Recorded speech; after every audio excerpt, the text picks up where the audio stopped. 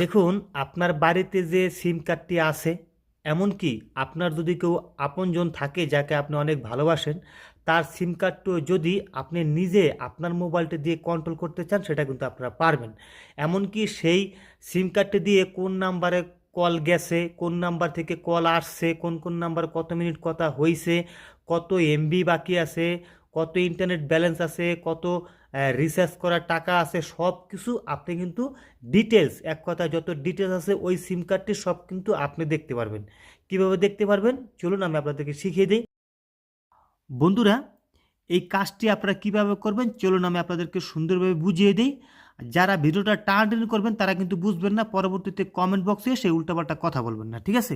বন্ধুরা, প্রথমে যে কাজটি করবেন সেটা হচ্ছে কি, আপনি যার সিমটি কন্ট্রোল করতে চান, যেমন আপনার বাড়িতে যে সিম কার্ডটি ব্যবহার করে সেটা কোন অপারেটর, যেমন ধরেন রবি আছে, বাংলালিংক আছে, গ্রামীণ আছে, ঠিক আছে?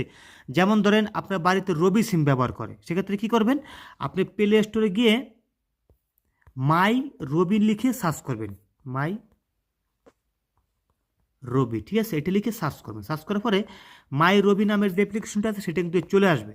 যদি আপনার রবি সিম না হয়, যদি আপনার বাড়িতে যদি গ্রামীণ সিম হয়, তাহলে আপনার মাই জিপি লিখে সার্চ করবেন, সেটা কিন্তু এখানে চলে আসবে। কারণ প্রত্যেকটা সিমের কিন্তু অফিসিয়াল যে অ্যাপস আছে সেটা কিন্তু অবশ্যই আছে, ঠিক আছে?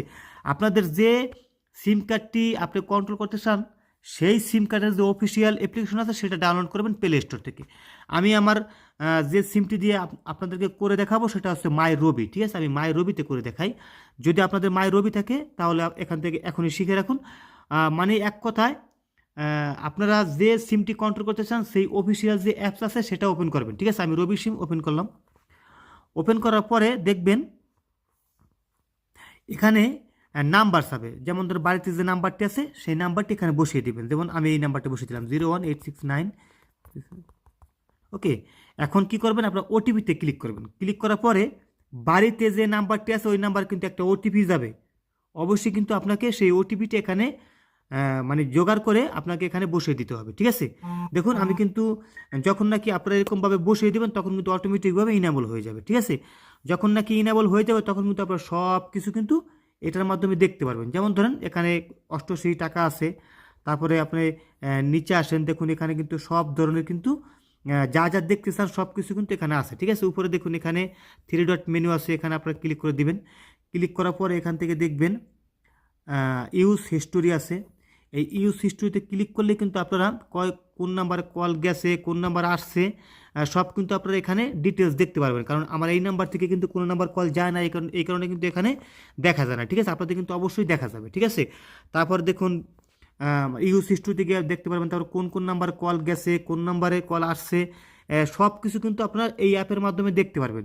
তাই অবশ্যই বন্ধুরা, এটা কিন্তু আপনাদের আপনজন যদি থাকে তাদের সাথে করবেন, কারণ অন্য মানুষের সাথে করলে তো ওটিপি আপনাকে দিবে না, ঠিক আছে?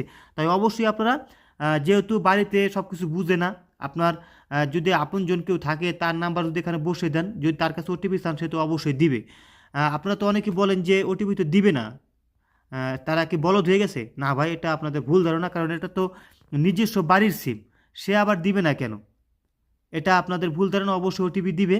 আর যদি আপনার প্রেমিকা কিংবা গার্লফ্রেন্ডের যদি নাম্বার থেকে আপনি করতে চান, আপনার গার্লফ্রেন্ডকে ফোন করে বলবেন যে একটা ওটিপি যাবে, ওটিপিটা আমাকে বলো, অবশ্যই আপনাকে বলবে। এভাবে কিন্তু আপনারা খুব সহজেই তার যে ডিটেলসগুলি আছে তার সিম কার্ডে সব কিন্তু আপনি জানতে পারবেন, ঠিক আছে? এটা কিন্তু খারাপ কোনো কাজের জন্য না বন্ধুরা, অবশ্যই কিন্তু আপনারা ভালো কাজে ব্যবহার করবেন, ঠিক আছে? কারণ এখান থেকে আপনি নিজের হাতে আপনি ব্যালেন্স ট্রান্সফার করতে পারবেন, আপনি টাকা রিচার্জ করে দিতে পারবেন, তারপরে কত টাকা আছে, কত দিন আছে বাকি, এই মেয়াদ আছে কত দিন ইন্টারনেটের, সব কিছু আপনি নিজেই দেখতে পারবেন, ঠিক আছে? সবাই ভালো থাকবেন, আর ভিডিওতে কিন্তু অবশ্যই একটা লাইক করে দিবেন।